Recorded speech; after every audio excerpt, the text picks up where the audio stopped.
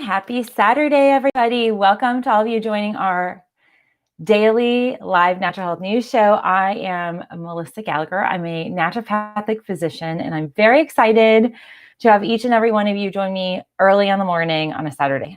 So I'm grateful for your time. I want to welcome all of you new joining. I hope you'll hit the follow, subscribe, and big thumbs up if you love our content as you hear it today. So today, we're going to cover COVID news. I have some additional studies about some therapeutics being utilized in the fight against COVID. And also, I'm going to share with you 10 ways or 10 signs, things to look out for in a store, a restaurant, or business that are indicative of them failing to protect you as well as their employees against COVID. So these are going to be 10 signs to look for when you go in to a restaurant, store, or even within your own businesses or places of work. So very excited to detail different items because I think as we are reopening and people are getting their routines a little bit back to some new degree of socialization, we need to be cognizant of businesses that are not really, we're not given as a business the most substantial kind of guidelines. And some businesses are just completely not adhering to some. There's confusion from state health departments versus the CDC. And there's just a whole lot of question marks. And because of that, there are failings in these businesses and in places that we frequent that might be essential or non-essential that it's important to note. So I'm highlighting that today as our main story here in our new show. And I'm drinking my stress suppressed tea and my quarantine, caffeine and quarantine mug. My IN fell out like about a month ago. So I think my quarantine mug protested. So I have 2 tea bags of the stress suppressed tea, and it's fantastic. And also I always do a little thing of my Bach flowers. I didn't do that this morning. I just spray it. It just calms the nerves. So even though I do my lives all the time, I get a little hyped. So welcome to all of you. Let's dig into the news. And as I'm talking, please let me know where you're tuning in from. We have an international community as well as a very large domestic community. So we'll cover the world's at 8.5 million cases. The US is at 2.265 million cases. Brazil hit the million threshold and kept going. They're at 1,038,000 cases. So I knew that was going to happen. It happened sooner than I kind of expected because yesterday they were at 978,000 and that's a lot. So they had their biggest day yesterday. Russia's at 576,000. India's at 396. So they'll hit 400,000 today. If they haven't already, this was reporting really first thing this morning. So let's dig into some news. Right now, 90 to 95% of us are still susceptible. We still have the possibility of catching COVID-19 or the coronavirus that causes the COVID-19 infection. So what does that mean? That means that there's no herd immunity and that we need to follow safety guidelines. We need to still implement social distancing, and we need to be cognizant of our whereabouts, what we're doing, and really limit our exposure as much as we can. Our fatality rate or the death toll in the US we just hit 120,000 deaths. So there are new projections that by July we'll have 145,000 deaths, which that's moved up. Originally that number was for August. They've moved that up because we're seeing just major spikes. On average, now our rolling daily average in the US, we're adding 23,000 new cases, or at least 23,000 positive tests are coming back on a daily basis. There obviously are a whole lot more that aren't being tested, but that's where we're at, and that is quite significant. Some states to note, California is at 165,000. They are in the 3rd spot. So there was this, California surpassed Illinois, and now they're just 3,000 underneath New Jersey. So right now, number 1 state with the most COVID cases and still the most active cases, 386,000 in New York. New Jersey, 168,000 cases. And that has gone up a little bit. California is at 165. So I'm going to say probably by Monday's show, we might see California surpass New Jersey. Illinois is at 135,000, Massachusetts 106,000, Texas 103.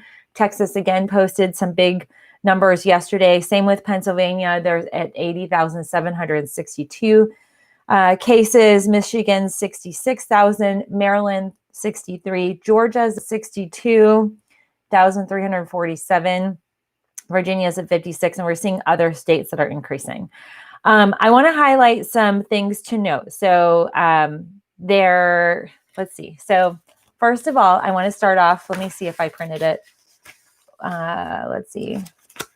Just to kind of, let me see. I've got all sorts of stuff that I printed for all of you.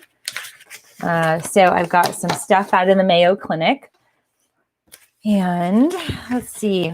Yeah. So just to give everybody a little bit of a laugh. So one of the things that we as a family are trying to figure out, how can we maybe go up to the mountains or go on some sort of localized vacation to get out, maybe with the dogs as well. And that's a big question. And my whole thing is, well, the bathrooms are horrible. And Brian's like, well, Gabriel and I are fine, right? Because they're boys. Well, I just saw this and I thought this was hilarious.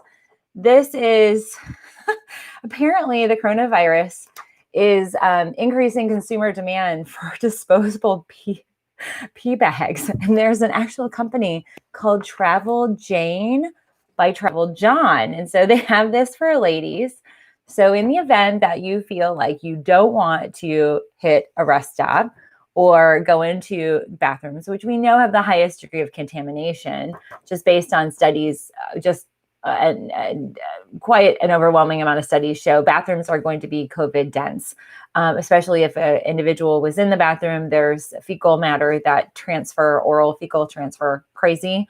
I know it's disgusting, but this is something we are dealing with. So this I thought was funny. I might order these just to see what they look like. And who knows, I might need them next year, hopefully, if my if everything goes well for next year and I can get to Germany and do my fellowship, extensive training certification in Germany at the Full D Clinic. So who knows, but I thought that was kind of funny. If you get a little chuckle, give me a laugh emoji. But more on an important note, some big news out of, let's see, this is published by Diabetes Care. So shorter report, but this is really critical.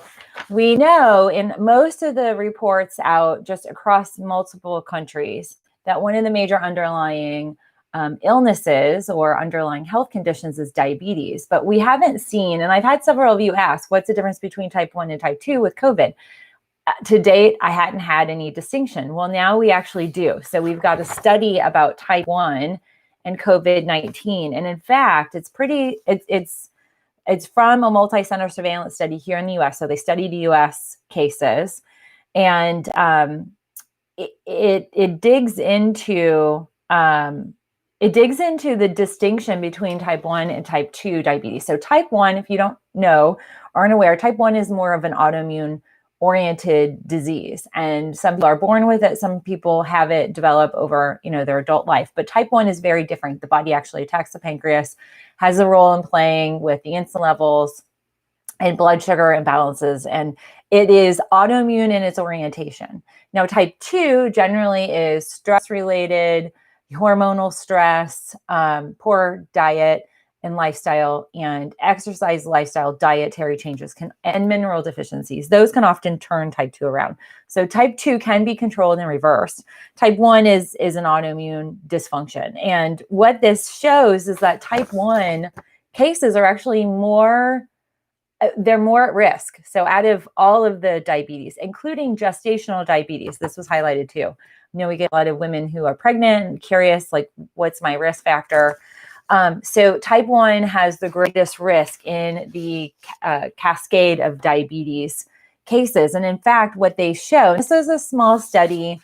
There were, let's see, I think it's 205 patients analyzed. And what they identified is that the COVID actually complicates the ability, even with medication, for the body to control blood sugar levels. And what happens is half of the cases, half of the type 1 cases, they end up developing diabetic, ketoacidosis. And so essentially what that means is they have too high of blood sugar levels, too low insulin, and it becomes this really intense challenge with trying to level those glucose levels. I have seen data that supports this in the children's, the pediatric cases. There was a case of a young man who was, I think he was 15, and he didn't have any diabetes before, but with COVID, it triggered type 1.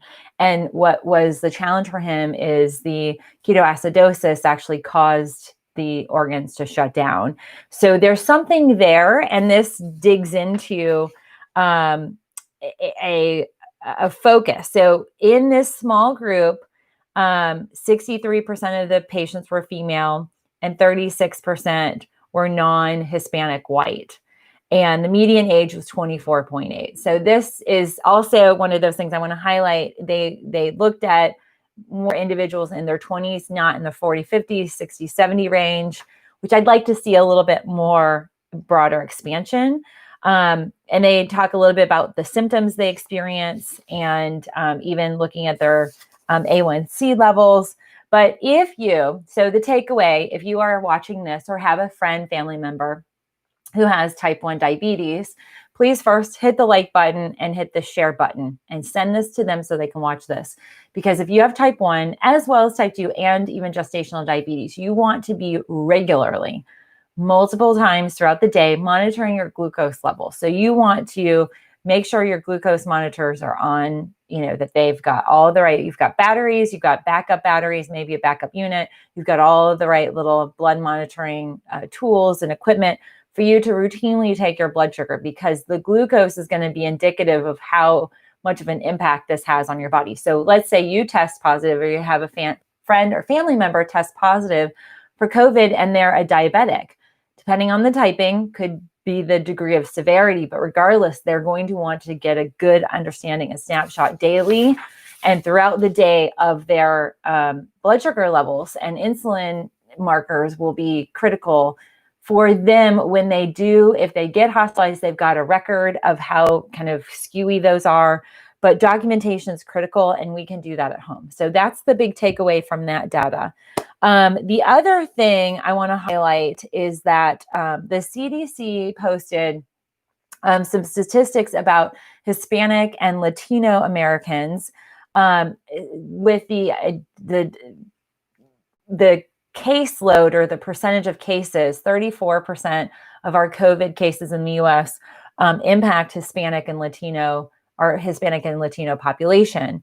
And that's equal to those same numbers are equal to the white population. And what they said was that the severity, so even though they're equal 34 and 34, those cases in the Hispanic and Latino cases tend to be more severe.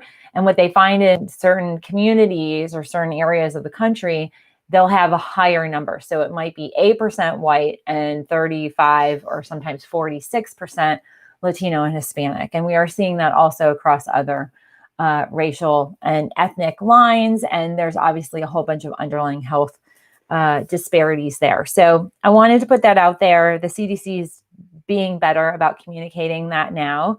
The other thing I want to highlight is there's been more communication thus far that the virus has not been surging because of protests, but Hawaii does have some evidence. So out of the US, the states in the continental US, none of the states thus far are linking with contact tracing or whatever the measures that they're using. They're not linking a spike to the protest yet today. That might change. I don't know, but just FYI.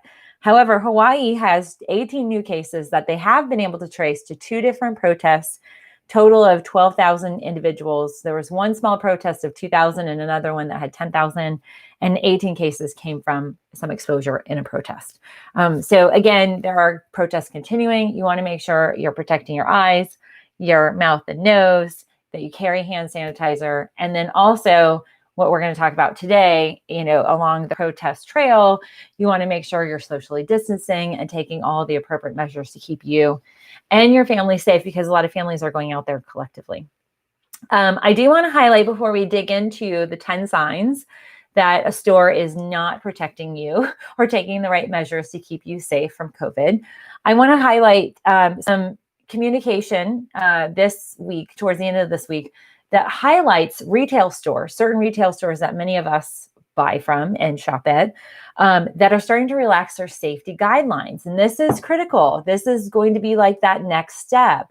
Even though we're still seeing surges, their bottom line, they are more concerned in their profitability than they are the safety measures. So that's why today's topic is really about, some things to observe, and to also take your money where it's safest, where you are safer. So number one, Costco, they are returning food sampling.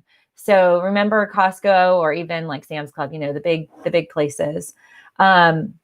The individuals who love going there, like we're not members anymore, but it's always fun, like when they sample food. And that's why I love Trader Joe's, because you try stuff before you buy it.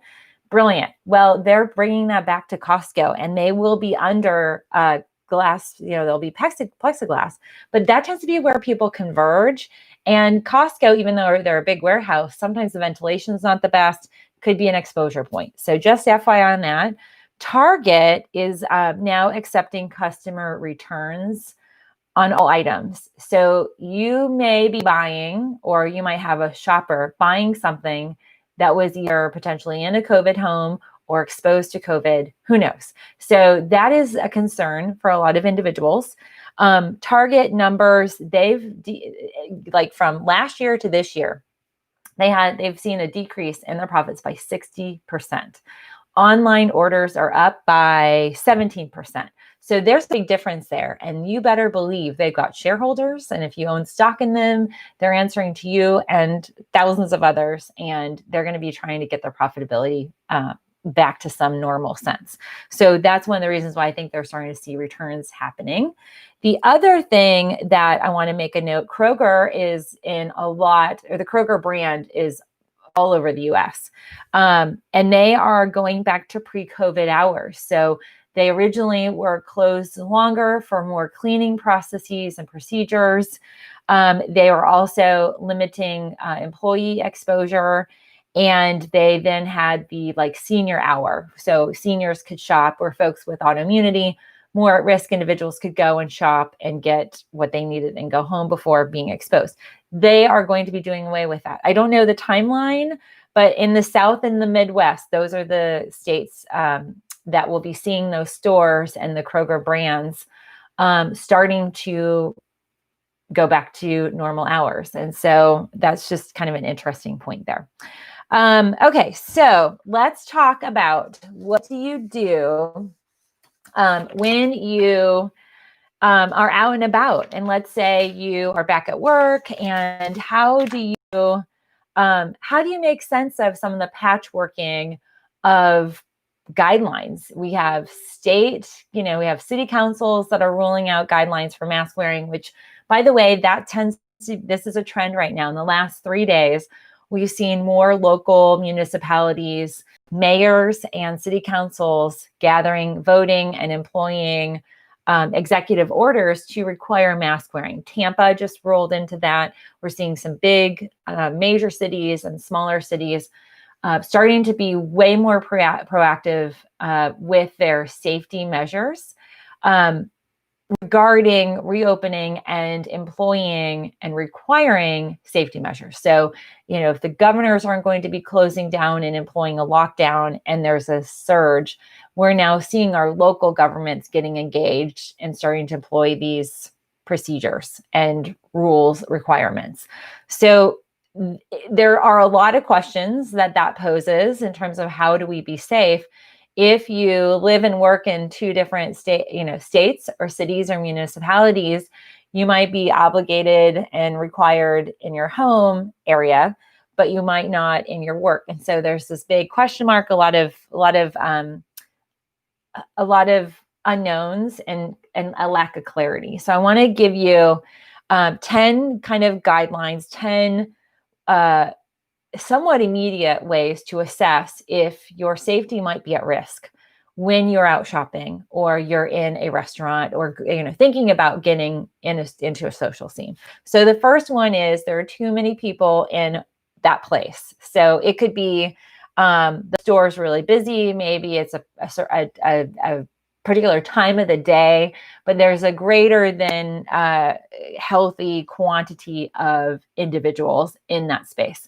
Now, some stores are limiting how many people can be in the store, but that might not always be happening.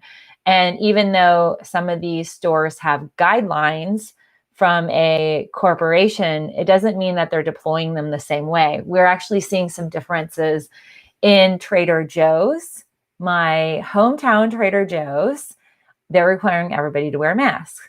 My Trader Joe's here in town where we live in Georgia, that's not a requirement. And Gabriel and I have driven by. I'm kind of assessing the situation. I'm going to, at some point when our Trader Joe's stocks and all of our supplies of stuff that I normally get runs low, I'm going to have to go in there. And so I'm scoping it out.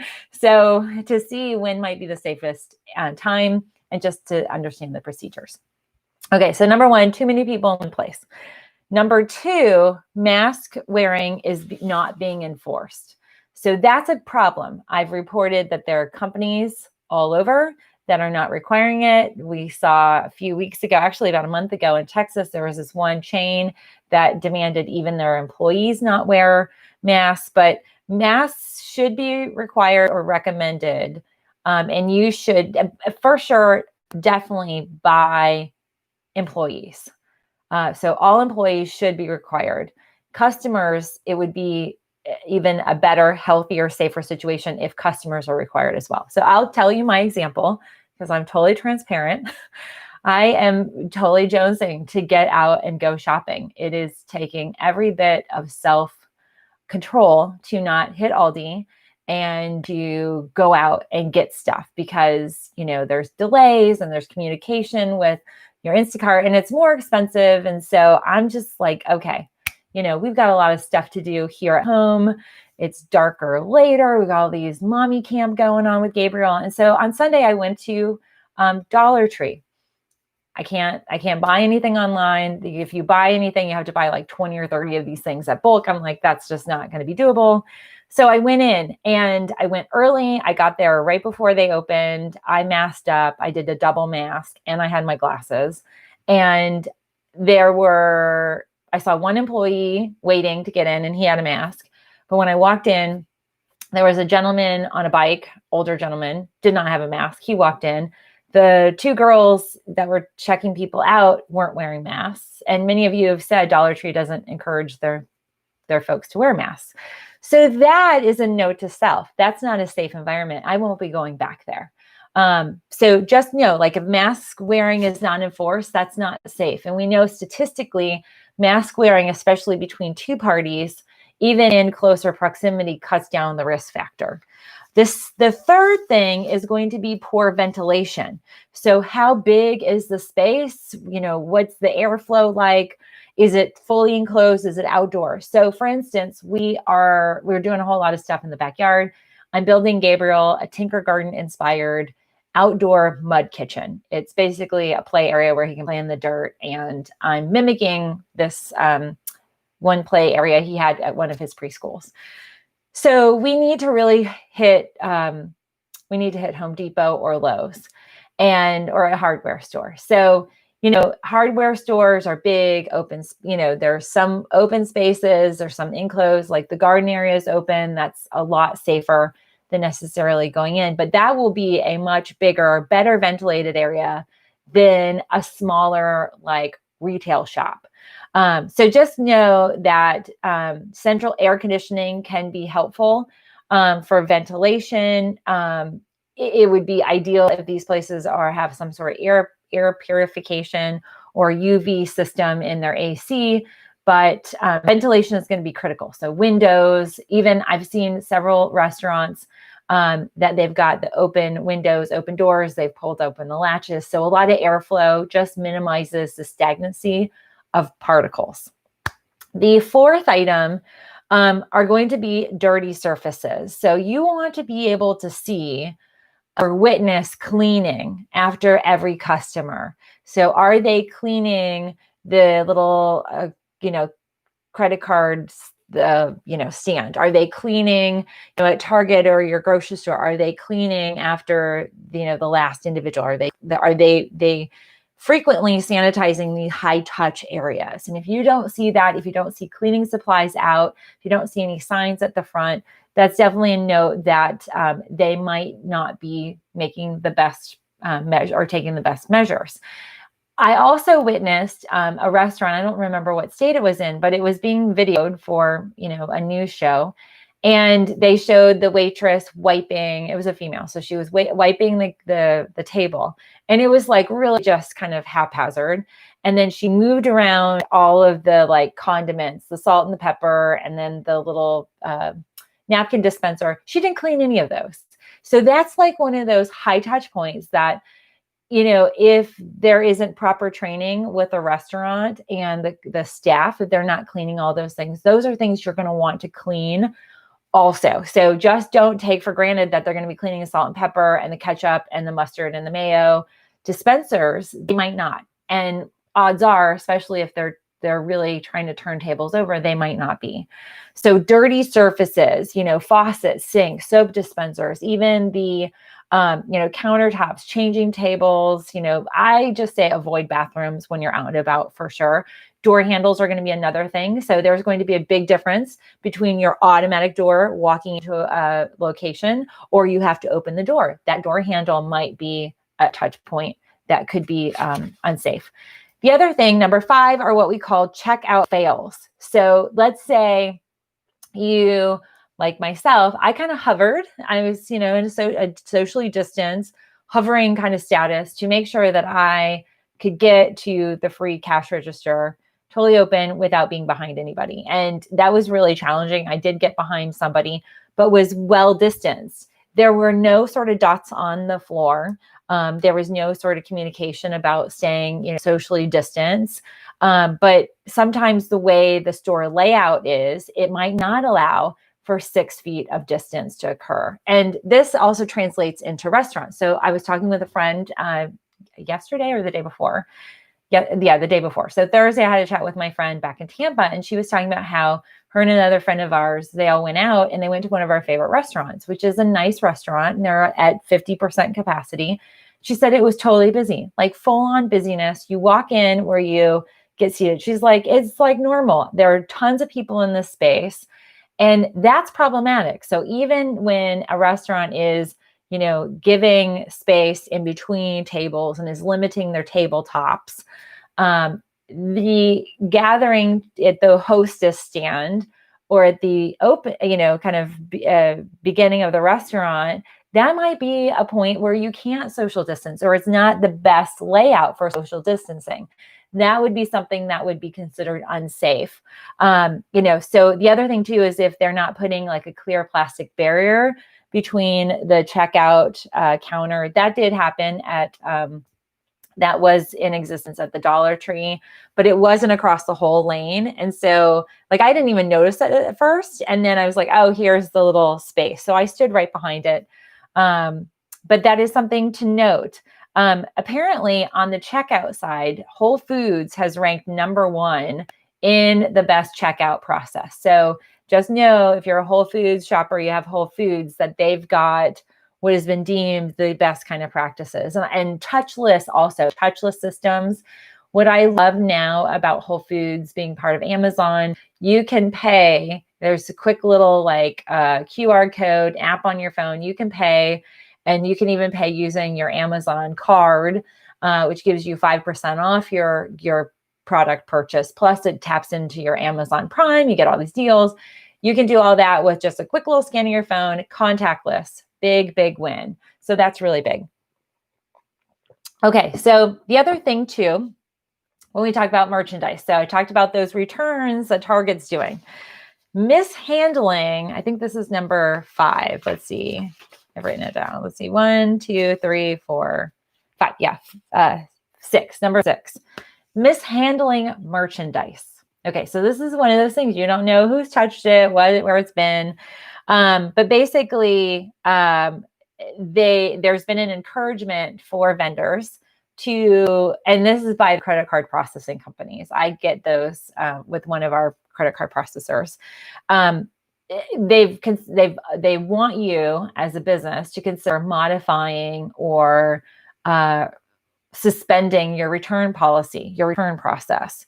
So for instance, if returned items are disinfected by employees wearing masks and gloves and then stored separately and quarantined for a few days before going back onto the store floor, that's a lot safer. But if stores are keeping fitting rooms open, then, that's not always the best, but they should be having some sort of sanitizing room. That's one of the things that we're seeing. People are buying items and not trying them on. So you try them on at home. You're like, it doesn't fit. I don't like it. You send it back, either ship it back or you return it to the store. Well, the only way to really clean that item is to either steam it, which stores can do, depending on, I don't see Target doing that, but like boutiques for sure. You could steam it, or it has to be washed or in quarantine for several days. So that is something just to be considered. The other thing too, you guys know I love TJ Maxx hauls. I love TJ Maxx, Marshalls, and Home Goods. They're based up in the Boston area. They have closed all their stores. We're just going to close until we kind of feel like it's safe for our customers.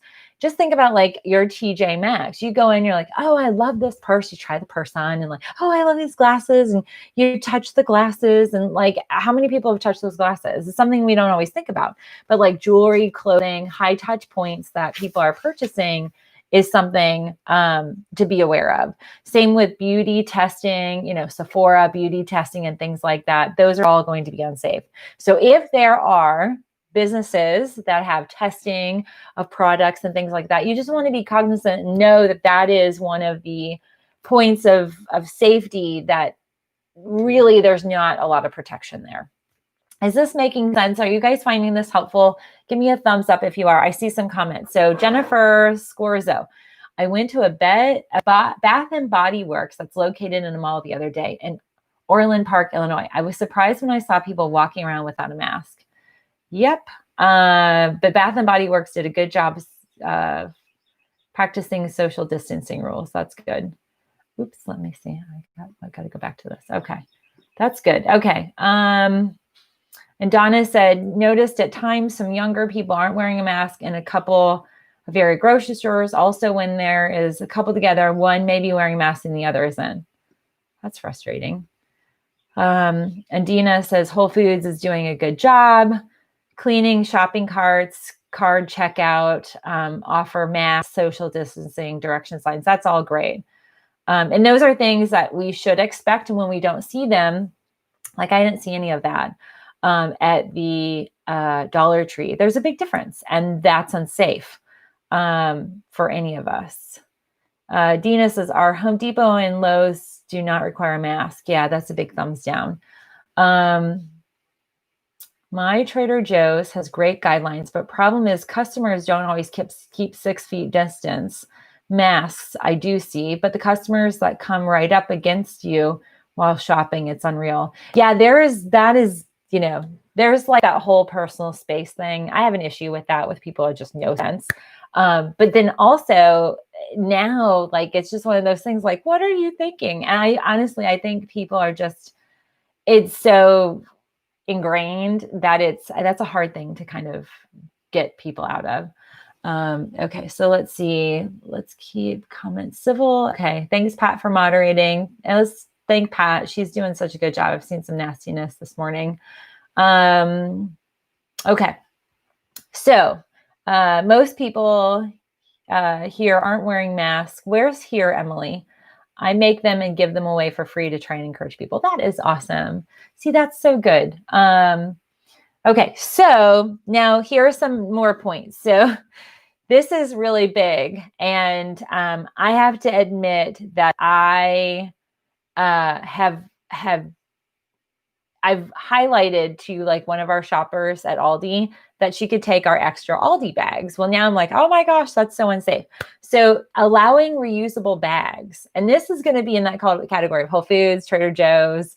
Sometimes you get a credit even at Publix and Target.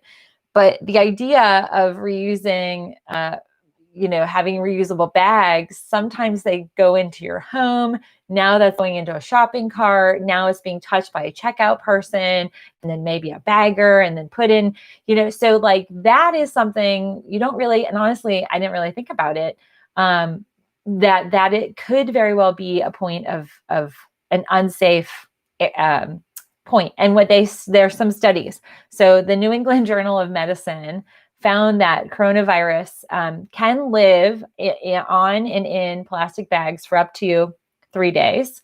So if you have a reusable bag, make sure you sanitize it before and after. There are additional studies, like in 2010, the University of Arizona, they identified that there was bacteria in 99% of reusable bags, and that 97% of people actually don't even wash their tote bags. And this could be like the plastic ones or like the cloth ones. And I usually have some in here, like my OKL Yes. I have OKL Yes bags. Honestly, I just had some the other day. So those would be examples of just wash them after you go out with them.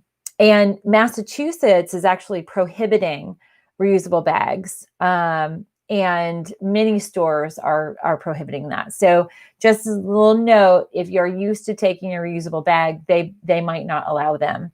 I see TJ in the borough. I hang my reusable bags outside in the sun. Well, that's great. The sun's not going to be the best sanitizer. So you want to use soap. You want to sanitize it with some disinfectant or throw it in the wash. The sun will not kill the coronavirus. So just FYI on that. Next up, this really pertains to the restaurants.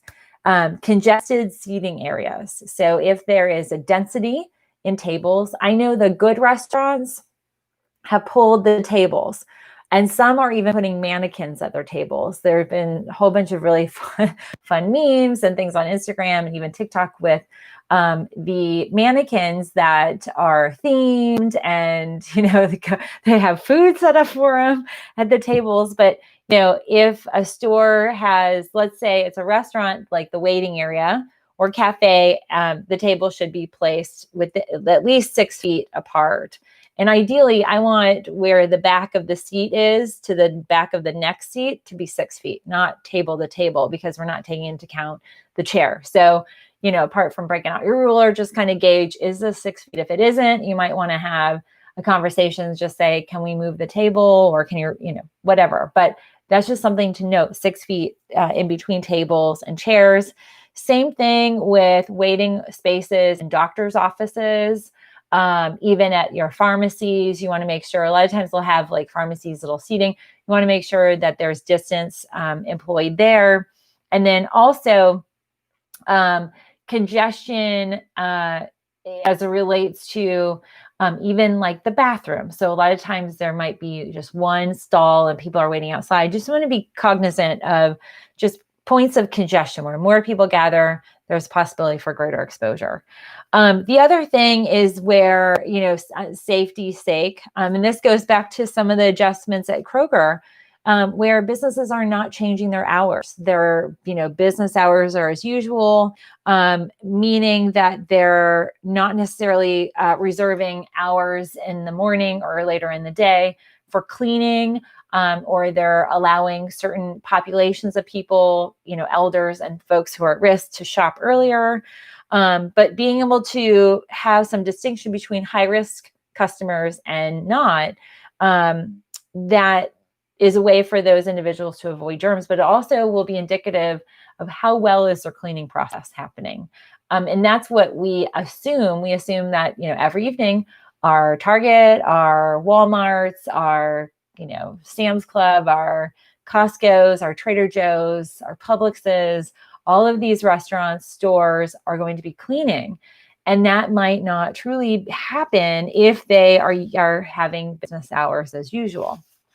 And then the last and final is, and this has really gotten me, and I have businesses here locally that they've lost my business permanently. It is the last and final number 10 is when a company does not allow some alternative shopping arrangement. So for instance, we love our local Ace Hardware. That's where I got Brian. I shopped local and bought a green egg for him like 2 years ago for Christmas. And I support our local stores. I am have been a local business. I value that. And I want my money to go into our local economy. Well, that Ace here locally won't allow birdseed pickup. Like we go there for certain things. I can't pick up at the curbside. They won't ship. They won't deliver. And they've lost my business because they have not allowed me any type of shopping alternative to support them while maintaining my safety. So what we see as businesses who prioritize customer health and safety are going to provide you online options versus in-store options. They're going to allow you curbside pickup or home delivery. And they might also engage with online shopping carts like Instacart or Shipt. That's one of my challenges with Trader Joe's. I can't believe they haven't gotten on that. And I'm frustrated by that. So I've been holding out because I'm mad and I really do love Trader Joe's. But why won't they do some sort of delivery process? The other thing that has become popular is shopping by appointment. I've seen this locally with some of the boutiques, but I've seen a lot of my favorite boutiques here locally and at home go to using social, where they will go, oh, look, these are all our glasses and our jewelry for the season. It's summertime. We've got shorts and flip-flops and all these things. And you can see online, they're doing a little video presentation. You can place your order down below. You can click order. And either it's quick pickup or they deliver or they ship to you. That's a pivot. And businesses that are pivoting in that world, one of our favorite Italian restaurants actually pivoted. They changed their old website and made it where they have family style food that you can order. Even one of my favorite, it's a really wonderful dessert vendor. She's based out of Atlanta, but we run into her a lot in the summertime. There's a summer market that happens every Thursday evening, and she has her food truck there. And her like thing is healthy cookie dough. Oh, so good. It's called a hot cookie, HAUTE cookie. You can order online now, but she's pivoted. She's even selling for pickup her cookie dough. So you can like make her cookies and just grab her cookie dough.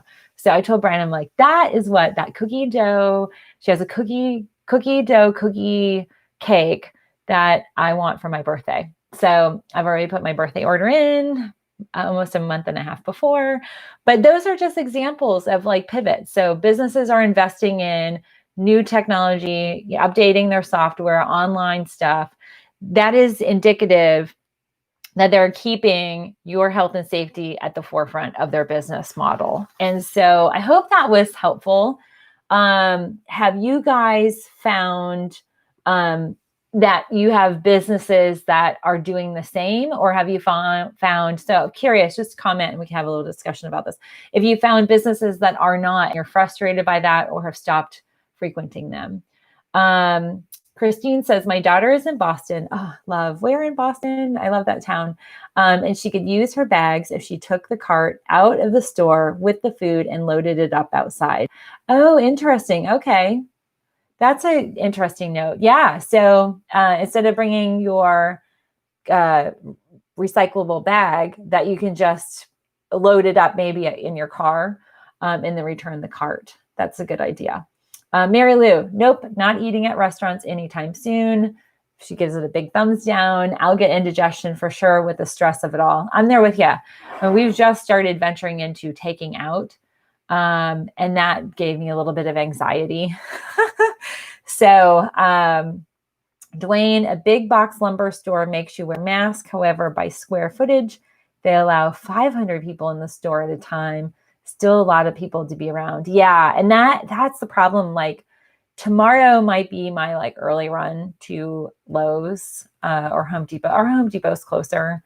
I really am not happy with them. So I'm trying to avoid supporting them, but we have to get this, like, I'll show you guys, I'm gathering all the stuff for Gabriel's outdoor kitchen and I need a plywood piece. And we're going to recycle the sink that we had torn out of our kitchen that's still out of our kitchen.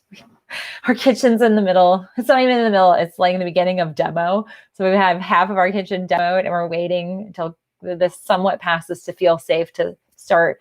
We're getting a new floor. We had this whole flooding issue and our kitchen just got destroyed.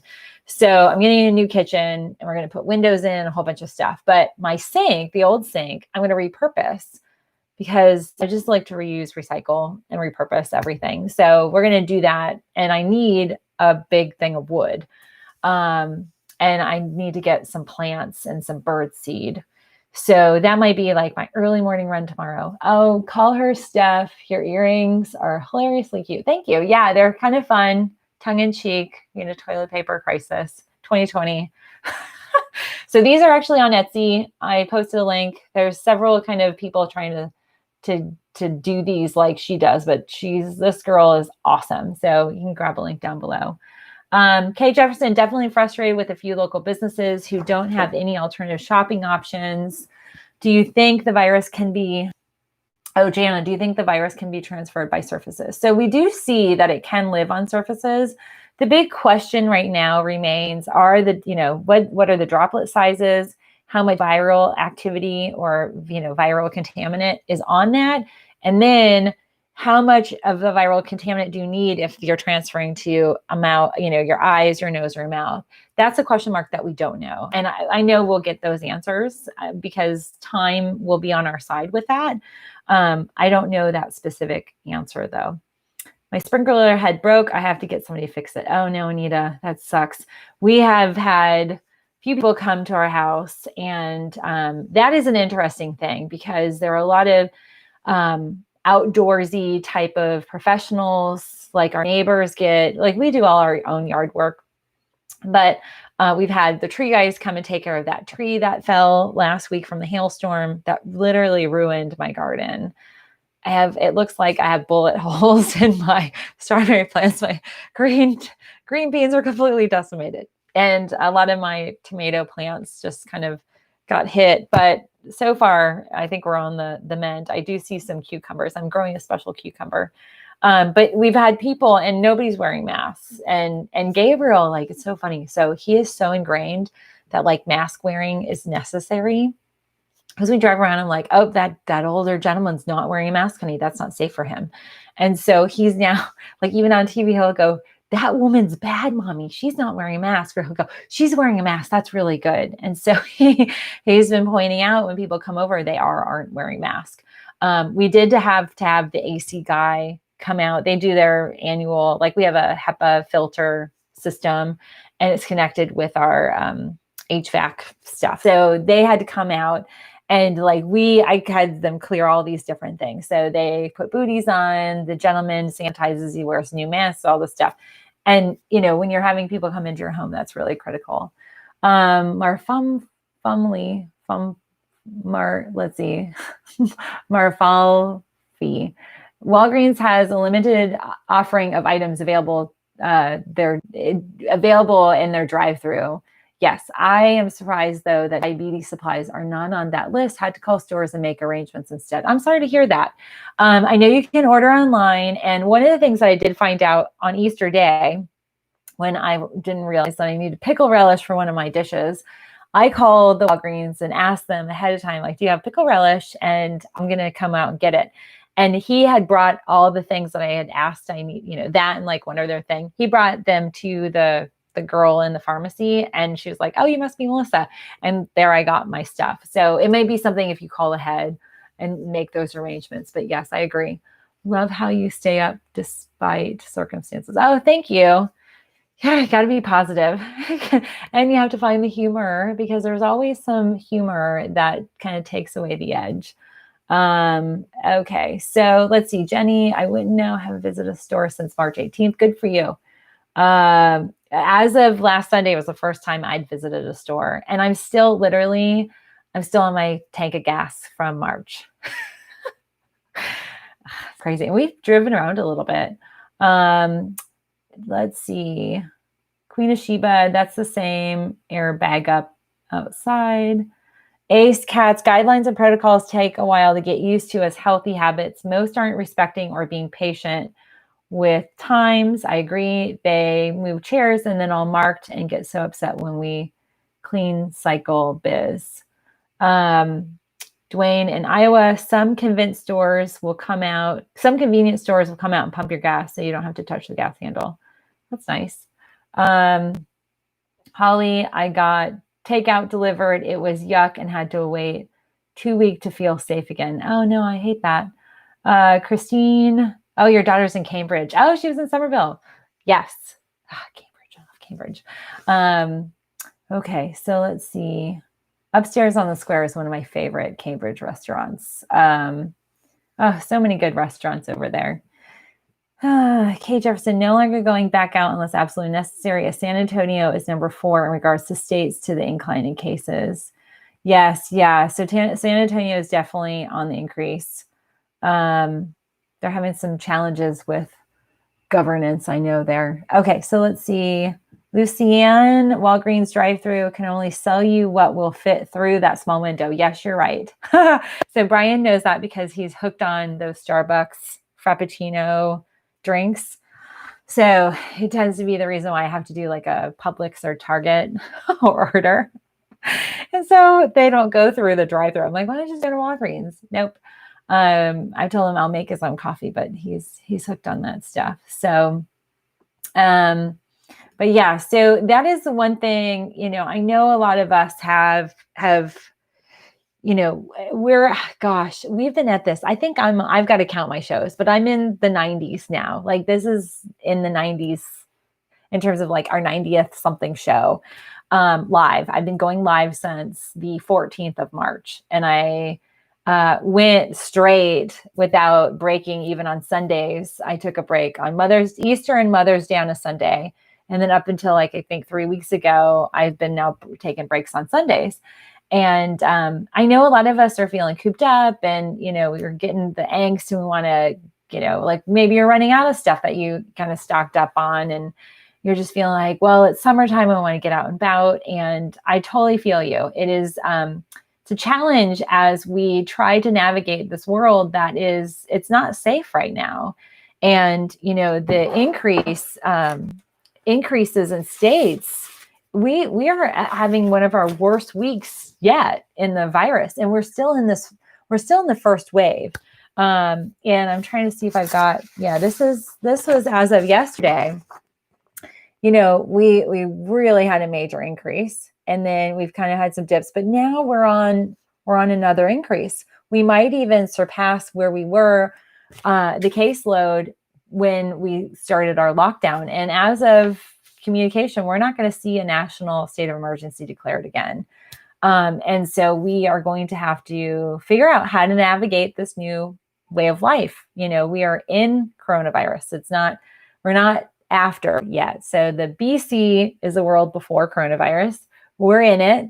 At some point, maybe in the next 2 or 3 years, we'll be AC after coronavirus, but it's definitely challenging. So, the big thing is just, I use the Facebook feeds. I'm on different, our local city moms groups and, different kind of, we have a neighborhood association, which by the way, we've had all sorts of angst in our neighborhood. We've had some not so friendly neighbors comment about some of the stuff that's happening socially. And our